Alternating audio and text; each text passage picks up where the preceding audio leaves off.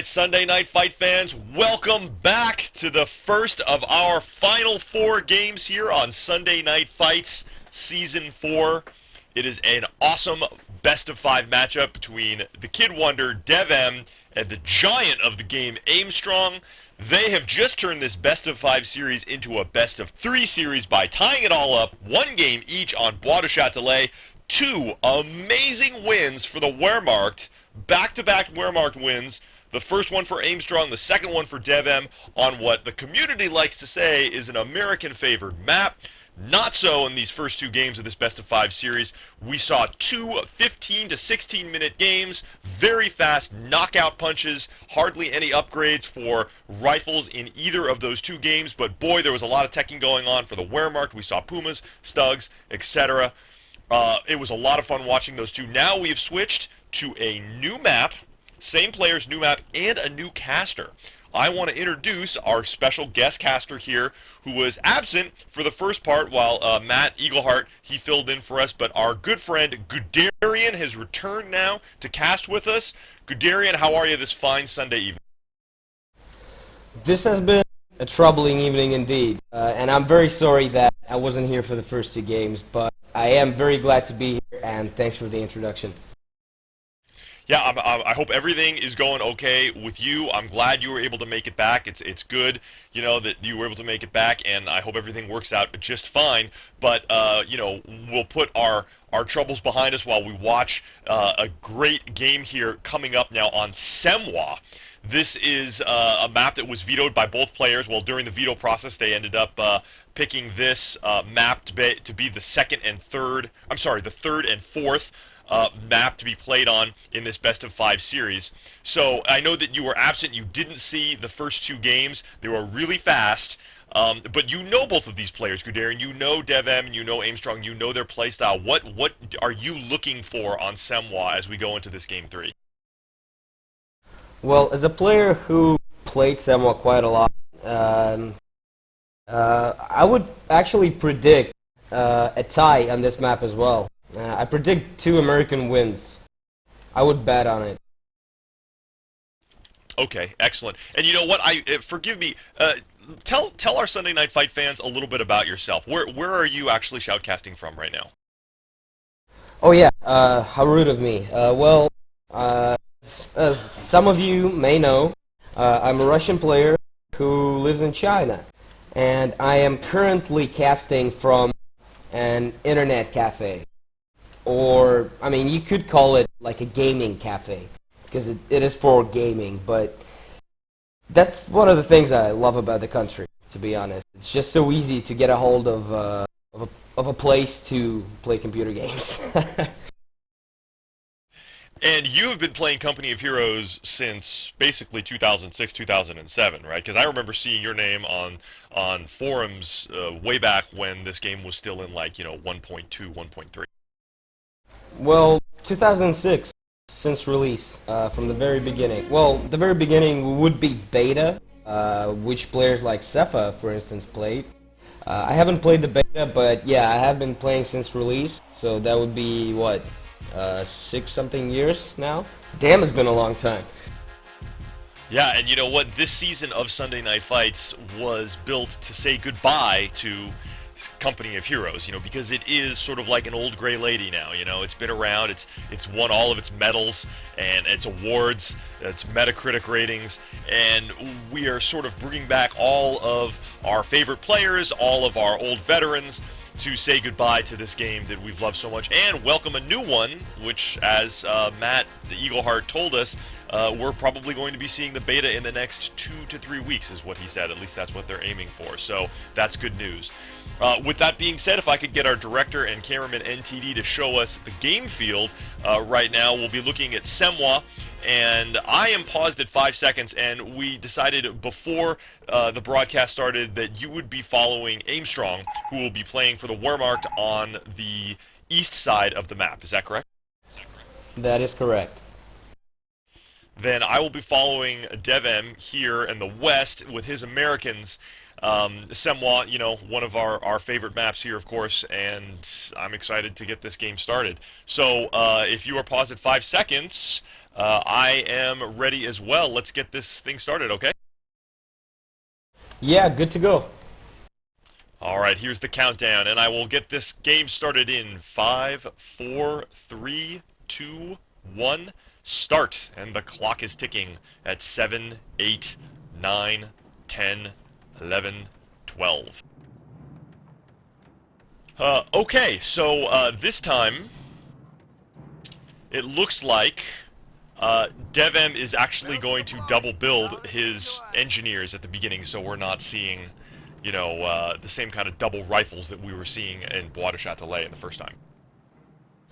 Yeah, well, I would say that the one engineer start, which is also a great strategy, and it has been developed a very long time ago by a very good player back in the day, Gunner's Mate. I remember that distinctively.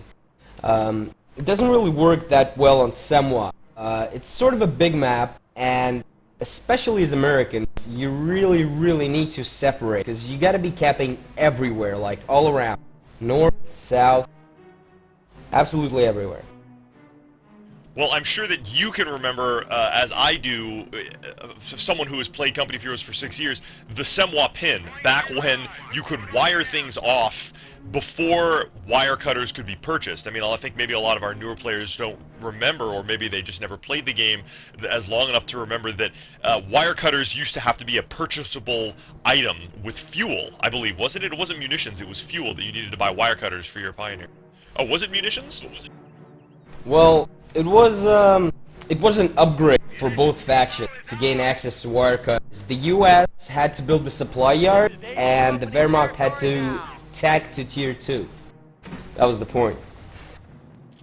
That's it. I knew that there was some sort of fuel purchase that was involved, and so, you know, on a map like Semwa, if you rushed forward, you could actually wire off huge sections of the map if you were able to get it done in time, effectively pinning your opponent in his base even more than you could now. So, first item out of DevM's base is a Jeep, and look at that thing go along the center map here, the center roads on this map. Scouting units are going to be critical at this point. We also see first rifles. engagement on the right. The rifles. Yeah, here it is now. We got rifles and Volksgrenadiers engaging each other right through the little land bridge right there, and Volksgrenadiers going back into green cover, but this Jeep is going to push him out of the way. I bet you anything he's going to do it. You know what? Aimstrong was expecting that as well, and the Volksgrenadiers retreat back to base. Yeah, they barely had any choice, did they?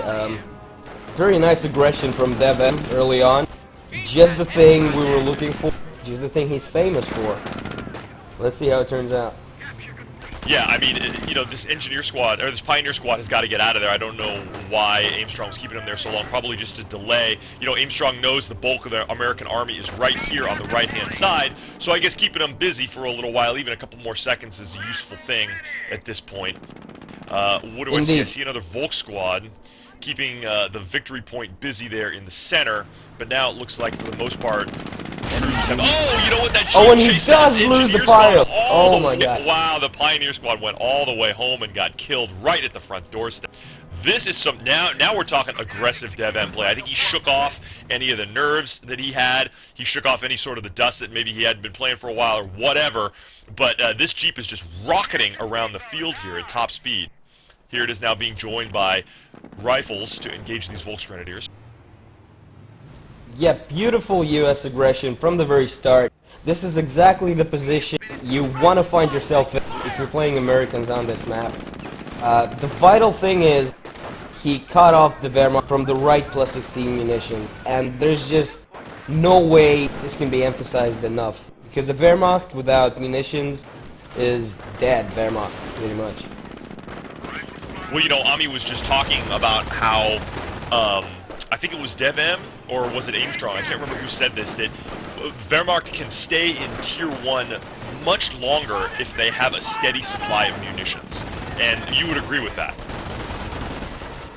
Of course. Whoever said that, he was right.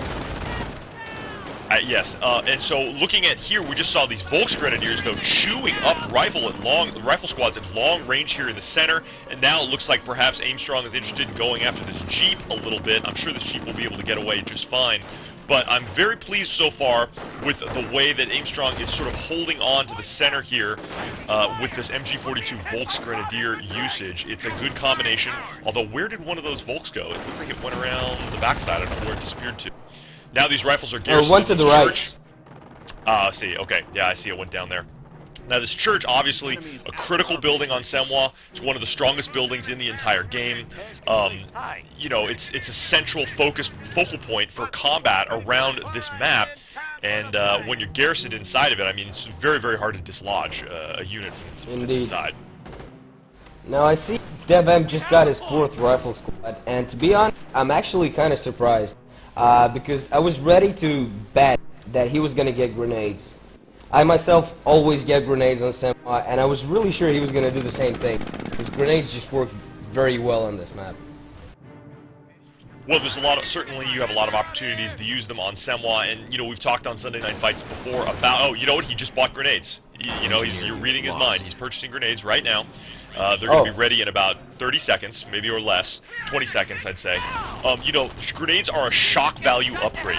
The first time you use them, you know, you can decimate or destroy an entire squad that your enemy is not probably managing or looking at, but afterwards a pro player will understand, you know, grenades have been purchased, I gotta do the extra micro. I mean, you would agree that that first grenade that gets thrown is arguably the most important grenade you throw in the whole game.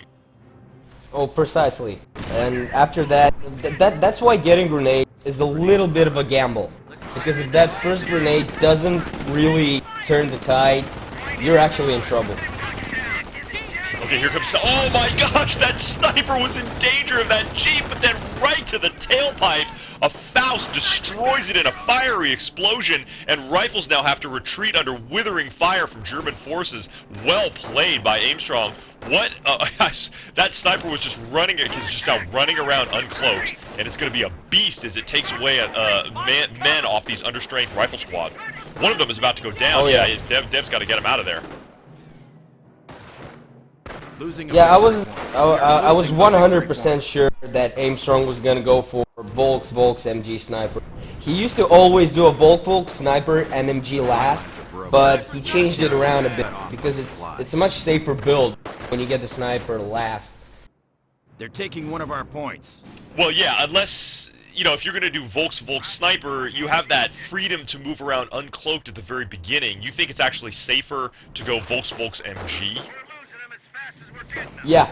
Well, he actually has the freedom to run around uncloaked even now. As soon as he gets rid of the Jeep, he can run around uncloaked for a few minutes, because the US sniper always arrives later. Takes time to build the weapon support, takes time to save up the manpower. So for a certain portion of time, the Wehrmacht sniper has the freedom to do whatever he wants. Very true, and we know that Aimstrong knows this. However, interestingly, DevM has opted to not go with the Weapon Support Center. He's building his supply yard now. In his base, he certainly has enough fuel to build a motor pool, and his income is good enough he could probably even go to a tank depot if he wanted to, although I don't think that you would recommend a tank depot on Semwa at this point. Well, I personally wouldn't. First of all, it takes quite a lot of time to get. Well, not the tank depot itself, but to get a Sherman out of it, which would be the shock unit. Takes quite a lot of time, and he knows he needs to use the momentum while he's still ahead. So he's gonna go for an M8. Well, he is in good shape in terms of map control, and now as he attempts to cut off Aimstrong at this critical strat I believe there was, however, a rifle squad lost in the north. Front lines are collapsing. Oh, I wasn't paying attention. Maybe NTD. If NTD saw that rifle squad go down, he can chime in. I'm pretty sure DevM just lost the rifle. Yeah, in the north, by the plus 10 fuel, they had rifles near the tree. I think you can still see the body rolling around. Oh no, now it's gone. Yeah, you know what, he was trying to protect the fuel. Looking at DevM's army right now, he only has 3 rifle squads and 1 engineer squad. So he has got to worry about army composition at this point. Also something we've talked about on Sunday Night Fights is visualizing the army that you want and then bringing it into reality. And I don't think that perhaps DevM is seeing the army that he wants right now falling into place on Semwa. Although Aimstrong, can you give me a unit count for Aimstrong? How is he looking? We're losing ground out there. Well, he's looking very good. I believe he is seeing the army composition he wants. He's got the 2 volts, the MG, the sniper, he's got the pack, and he now got a grenadier squad, so he's all good. Yeah, a pack, interesting choice at this point. I mean, he bet wrong earlier in, I think it was game 2, maybe no, game 1, I can't remember which one it was, I've already forgotten. He built a pack at precisely the wrong time. He did not need,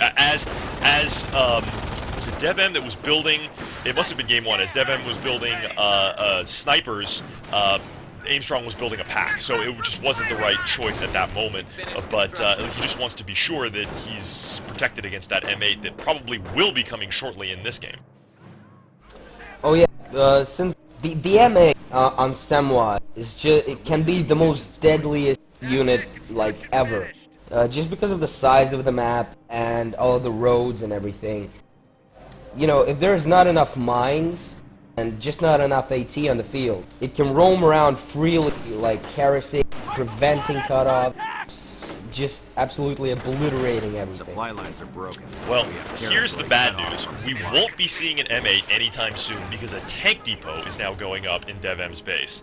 So as we were just talking about how long it takes to get a Sherman out, we are probably going to see one in the next 3 to 4 minutes. There isn't enough fuel, certainly, at this point. He's only got 37 in the bank with 23 income. He'll get there eventually, but it looks like it will be Shermans on the field instead of American light armor. Oh, I see. Well, in all honesty, that's really bad for DevM. But by the time that Sherman comes out, I believe Aimstrong is going to be in control of, well, nearly the whole map. And he's going to have the pad, and he's going to have a Shrek or 2, and he's going to be totally prepared. That's one of the things why the M8 is sort of more valuable than a Sherman. It comes out faster, and it can catch you off guard. A Sherman can rarely catch someone off guard. Well, you know, that was it's the other great shock unit, or shock upgrade, as you will say, in Company of Heroes other than the grenade. I mean, when the M8 comes out, you have like 3 to 4 minutes of almost pure dominance if your opponent is not ready for it, because it's so fast, it can run everywhere, you can really, really decimate an opponent's infantry-based army at that point, and like you said, a Sherman just takes so much longer and you can prepare for it. We're seeing here combat now by the South Bridge. A rifle squad barely escapes with its life. I am liking, you know, this game is turning out exactly as you had predicted. Aimstrong is going to be in control of a sizable portion of this map. He has almost pushed Americans all the way back to their side of the river. And will a Sherman be able to save the American team on its own? I mean, all Aimstrong has to do is sort of mine up either of these 2 escape routes out of the American side of the river, and that Sherman is going to be crippled on the way out, and that's going to be a big problem. Exactly. Well, yeah, I would say that Aimstrong is at a very big advantage right now. It's still not over though. If DevM manages to take down this MG, which he doesn't, it retreats, unfortunately. Yeah, he's got a big problem. I'm still not seeing anything being in production in the tank depot, so I assume he still doesn't have enough resources. And as you can see on the map, there's just dominant map control for the Americans right now. Well, you know what? I mean, very much. Sorry. That's fine. He just purchased this tank, and the second he had the fuel and the manpower, he hit the button. So I know he was waiting for it. He was looking for it. He's clearly banking a lot of his army's future on this one piece of American heavy cavalry that's going to be out in about, you know, 10 seconds here coming out of this base. I mean, look, American forces went all the way, Wehrmacht forces are all the way on the American side of the river now, capping this, you know, high munitions point down in the south part of the, it's actually a medium munitions point, excuse me, I can't believe I said that, but, and now we're seeing Vet 2 off of German infantry for Aimstrong, which is going to make them even harder to fight on an infantry to infantry level. Yeah, exactly. Because now DevM will only have, apart from the Sherman, he will only have rifles as combat unit. And they just, without bars, and only with grenades, which we all know Aimstrong can dodge, they become, well, their combat value is really, really lessened, so it's looking really bad for him. You know, the sniper continues to rampage through American rifles as well, and you know, there's no triage center in DevM's base either, so his rifles are coming out of his base a little sickly. You know, they're coming out under strength, and these German forces here have healing on them and vet too, which makes them just beasts to fight against. You know, unless DevM's going to buy bars, which he doesn't have fuel for, and I don't think he's going to want to do that anyway, he's going to have a real manpower problem. He's going to have to spend most of his time fighting around this Sherman, because that's the shock unit that's going to be supporting his rifles for the near future. And now look at the Sherman now going toe-to-toe. Very timely Shrek upgrade. Yeah, very, very good. And boy, this Sherman is going to have to back up, really not doing any kind of damage. This house is offering excellent protection versus that Sherman's main gun. And now the Sherman has to back up, and these rifles are going to try and now assist the Sherman in sort of taking down these grenadiers well, in so this there house. you see it. The whole shock value. You can see the whole shock value of the Sherman just kind of evaporated since that single Shrek squad was able to fend it off, and he still got the pad. And now he already finished tier 3, and he got a stug out on the field. Now what is that Sherman gonna do? Well, nothing. Right. That Sherman is already under strength. It's at 50% as it retreats back to the American side of the river. You know, fuel income is a problem for DevM. He only has 55 in the bank with plus 23. There's already Germans on his side of the map again that could easily move up and into a position. You know, it looks like DevM had to OP his fuel point. His fuel point right outside his base has been OP'd. I don't know when he did that. I just didn't see it. But, I mean, that's going to be providing the primary source of fuel for his army, which is not looking very healthy at this point right now. Yeah, I mean, he had to get the observation post since he was banking on that Sherman to change the tide, and he did need it as fast as possible. And even though he OP'd his fuel point, it still won't be able to do much damage. Okay, we've got off-map artillery. Off-map artillery landing right by the church. Big shot, took down a couple of Volks Grenadiers and Grenadiers, was able to chase them off that munitions point. Didn't actually kill any squads, but killed about 5 guys in total between those 2 units. Interesting to see here, we've got a very, very weak rifle squad all the way in the north, capping. They're going to try and escape. Looks like they're going to be able to escape with their lives. You know, we were just commenting, you know, he still has the pack out. Aimstrong still has a pack, and he's got a stug. The stug's covering the north, the pack's covering the center. This frees up Aimstrong to really engage any American forces that try and cross that southern bridge, which is right where that Sherman is sitting. I think that's going to be where Aimstrong is going to have to try and, you know, concentrate a lot of his forces. There's certainly no place for DevM to come out of his base at this point. Yeah, and if you look purely on the infantry force, obviously Aimstrong is at a huge advantage. The DevM does have a sniper now, which I could see, but it's just kind of too late. Because now Aimstrong, he will not be firing as freely with his sniper. He doesn't need to, because double vet infantry handles rifles on their own. So this is a very, very bad position for DevM. Right, I agree with you. Aimstrong Sniper now is sort of like a secondary unit. He can use it to scout, he can be conservative with it. And look at this Stug now. This Stug is unchallenged outside of DevM's base. Oh, here comes the Sherman now, trying to take it out. But you know what? The Stug may actually get away with taking out this machine gun bunker in the front of DevM's base. But you know what? Oh, that's not good. Okay, we may have lost NTD's feed. Right. That's really good. Let's pause it. I'm going to pause right here at 1903. Is that about where you are right now? I just cut up with you. So yeah, 1903 it is. I'm paused as well. Okay, so what we'll do is we'll hold this at 1903. That way we won't. You and I can stay paused while NTD finds a way to get himself out of hot water here. I'm not really sure if we should continue to talk about a game that we can't see. So maybe we'll just take a quick break here, and as soon as NTD gets his feed back online, we'll be right back right after this. It was Imperial Dane's fault.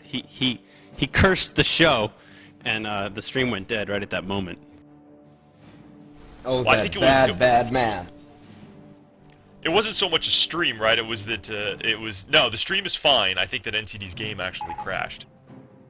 What happened, NTD? They can't hear you, but I can relay your... My game crashed. His game crashed. All right, well, he's rebooting his game, and it will take him a moment to get to what time in the replay? We paused at 1903. To get to 1903 in the replay. So while he's doing that, I can drop some names here. First of all, we've got the game replays 1v1 tournament, which started yesterday. That's exciting. So you've got over 64 players in a 7-round affair. I have to give them mad love for deciding to host it on 2 Saturdays to spread the events around in the Company of Heroes community. That's really cool of them. And so they played their first 4 rounds yesterday. We talked a little bit about some upsets that we saw. A lot of great players in that tournament, a lot of great games, and I have to give some love out to Greatness and her channel and her co-cast. They casted Korean Army game yesterday versus Titty Twister. And then next week is going to be the semis and the finals show on Saturday. Now, we're throwing so much good Company of Heroes action at you guys next week, let me tell you. On Saturday, you've got Kami and Fatal Saint doing the semifinals and finals of the GR1v1 tournament. And then on Sunday, you have Sunday Night Fights, second to last episode, number 10, with Symbiosis and Alliage battling it out in a best of 5. So next weekend, like, you are ours. Your ass is ours. We're sticking you in your chair. You're getting your pizza, popcorn, and beer, and you're chilling with us in the chat. THQ Link's in the audience. Big shout out to him. Next week, you are doing nothing but watching Company of Heroes. Yeah. Well, it seems like all of the Company of Heroes action heats up now at the end of this game's life. Not to say that the game is going to be over when Company of Heroes 2 comes out. I'm sure people will still want to play the Grand Old Lady, but there is a lot of good Company of Heroes action now 6 years into this game's life. Oh, I think we're all excited that there is still a renewed love affair with this game. I mean, didn't we just break records on Relic Online like last month or something? 12,000 people were playing concurrently. That's like the upper limit of what their servers can take. I think it also you can attribute to so many new people have come to Company of Heroes to enjoy this new game based on the Steam sales. That, like, the winter sale, I think that Company of Heroes was on sale. I know a lot of my friends who had never played Company of Heroes before bought it because it was on such a great deal, and now they're enjoying it as well. So exciting times for sure all the way around. All right, speaking of which, big shout out to Elaine and Twitch TV and Russell. You know, they've put the Sunday Night Fights channel on their homepage. When you click on the Twitch TV icon on the upper left, and you go see that they have 6 featured channels right now, and we are one of them. So that's one of the reasons we just busted our 1,600 viewer record. NTD, feel free to jump in here and stop me. I could go on forever, you know, tooting our own horn here. 1903, 1903. So just jump in and cut me up. He's at 15. He's almost there. I've only got a little bit of time left. Anyway, we just broke our viewer record thanks to Twitch TV. And I just wanted to say to all of you people that might be new to this great game, you know, this is a game that we have been loving and sometimes hating, I have to admit, for the last 6 years, but it has been agony and ecstasy for us, mostly ecstasy. For those new viewers and players, if you look in the chat, I just posted an article that my strategy team, Cement, and the editors have just come up with that's just a very brief introduction to the mechanics of Company of Heroes. So if you're coming from another RTS, and you don't quite understand how things work, check out that article on our portal. You'll be up to speed and ready to watch some of these great games. And, of course, jump into Automatch and play some yourself. NTD, he's ready. All right, Yoink and Guderian, you guys are sounding great so far. Take it away. Okay, Guderian, are you ready? I'm going to get this game restarted here in 5 seconds. Are you still with us? Oh, definitely. I can't wait. Okay, so here we go.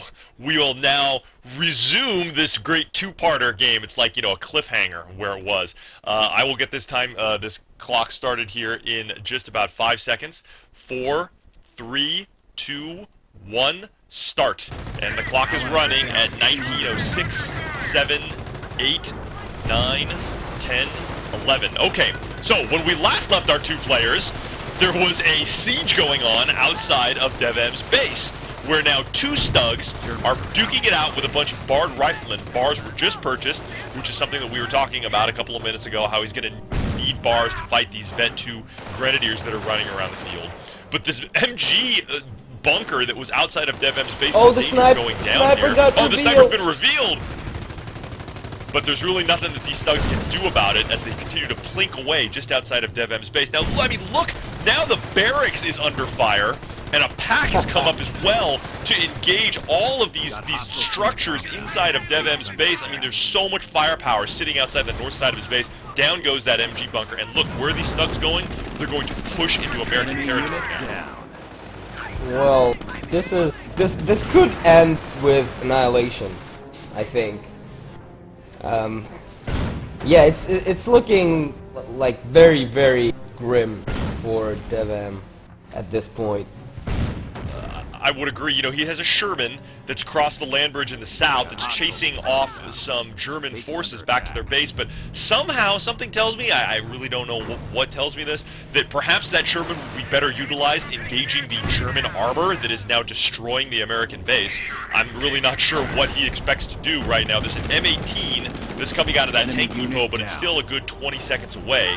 So unless these rifles intend to start throwing stickies, which I don't think that they have upgraded yet, this American base is going to continue to suffer damage at every turn. Well, with some unbelievably awesome micro and some mistakes from Aimstrong, DevM could actually do something since he just cleared the pack with the sniper. So if the M18 gets out and, I don't know, like circle strafes one of the Stugs, he could kill it. But then again, when you look at the big picture, it's not going to change much. In all honesty. Yeah, this is true. I mean, there's also a big problem with, you know, VPs and map control, which is something that he needs to take care of a little bit, you know, fairly shortly here. The Weapon Support Center did fall to Stug fire, and stickies are being upgraded in the barracks, so I think that the Stug rush perhaps is now over for the time being. Aimstrong is going to find another path to victory. He has many paths to victory at this point, and DevM has very few. But as we can see here now, look at this Stug. It's coming up from the south to try and great pack micro. He just turned it on the Sherman. Oh, really? Did it get a shot off on that Sherman? Yeah, he now, did, the secondary but it's Stug. still alive. Here's the Stug. You know what? This Stug is going to finish off the Sherman, though. I'm sure that Aimstrong sees it. I've turned off Fog of War here for a second to see. And you know what? Look at that, he's going for the Wehrmacht sniper. Look at that. Oh, man. The sniper's going to try and escape. The Stug needs to engage the Sherman. It's in a great position. Oh, there's a third Stug. I see now. And this Sherman is basically playing ring around the rosy to try and escape. Oh, the sniper goes down. The Wehrmacht sniper just went down. The Wehrmacht sniper in the middle, it got finished. Well, it retreated because the Sherman was trying to run it over, but it got finished off by the rifles in the church. Well, near the church. They only got in now. But yeah, like I said, it doesn't really change much.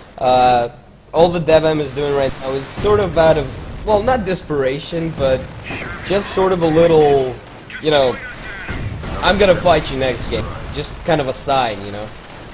Right, exactly. Sherman goes down in the center, finally, to Stug fire.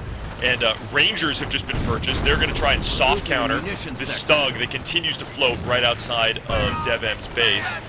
Rifle Squad is in danger of being run over here, right behind this Stug, although it escapes. One thing that Stug guns are not very good at is fighting Rangers right now, so there should be some German infantry should try and come up and assist these two not pieces really of German armor. the best Stug counter, Rangers. Right, Sticky gets thrown, and you know what?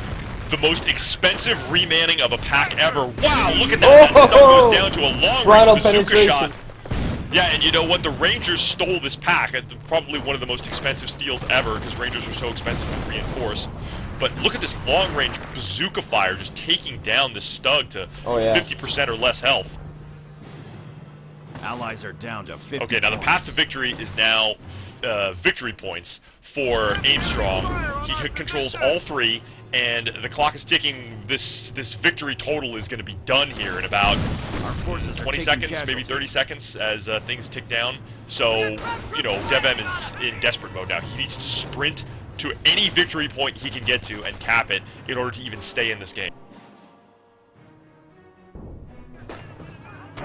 Yeah.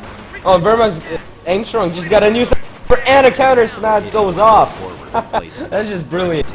Not that it really changes much, but it's just a piece of really good play. Good to see. They're hitting one of our forward. It is. You know, I think as we were saying, DevM might have been tilting a little bit in this game. He kind of made the wrong choices, and it only got worse for him. There was really no comeback at any time for him, and Aimstrong has just been cool as a cucumber this entire time. And, you know, now you can see there's the GG. The GG is over as 4 VPs tick down to 1, and he just can't do it in time. And now we're looking at a 2-to-1 game here. That's 2 for Aimstrong, 1 for DevM on Semwa. Semwa will be played again by these two gentlemen. And you know what? You had predicted what? A double American win on Semwa? Was that what you were saying before? How wrong could I be? I mean, honestly, before the series, I thought they were gonna go 2-2, like they're gonna draw 2 games each, with American wins everywhere, both on Bois and on Semwa. Now, I must know really little about this game, because they've just had 3 Wehrmacht wins. What the hell is going on? Yeah, I'm just hoping that we see a single American win in this best-of-5 series. That would be kind of nice at this point. But you know what? It shows that this belief that somehow a map is favored one way or the other, or can determine the outcome of a game based on its favoritism towards a certain faction, is totally wrong. It ends up being skill that determines the winners in matches of Company of Heroes, just like we saw here today. But you know what? DevM is not out of it yet. He came back in Game 2. He can come back in Game 4 and take this series to the ace game. And the only way we're going to find out is if you stick around for Game 4 of Sunday Night Fights. NTD, roll that video. Axis wins, and we'll be back right after this.